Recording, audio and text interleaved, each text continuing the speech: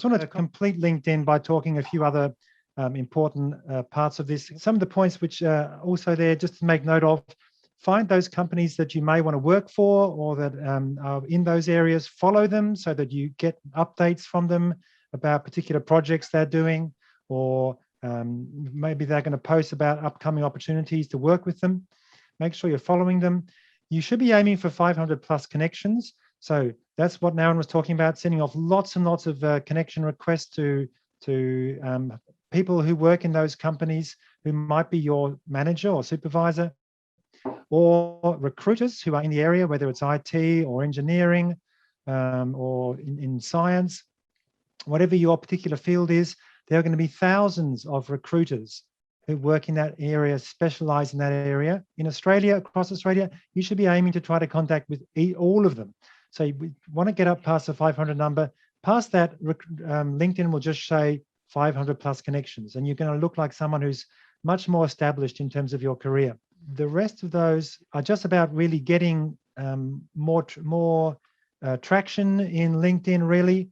Engage with people, join groups. That's the third point there, particular interest groups, whether it's Engineers Australia, or maybe there's a group around a particular software or industry area, right? So try to find these different groups. Are you showing us some groups, Naren? Yeah, you should. You can go, so if you put in a search, for example, for mechanical engineers, and then go for groups, and you'll see lots and lots of different groups. And so often you can find out some information about the industry in there, see who's part of those groups. There may be people that you can have a look at their profiles outside the group and see, hey, is this someone that I may be able to connect with? One of those other ideas that was on that was to maybe find a mentor. Maybe you can find someone, and as Naren said, maybe it's someone from your cultural background who's happy to take you on and give you some advice, maybe meet up with you over a coffee and give you some tips about how to get your career started specifically in their industry. Oh, well, I reckon, you should try this. You should definitely have that software or that skill. These are hot in demand right now.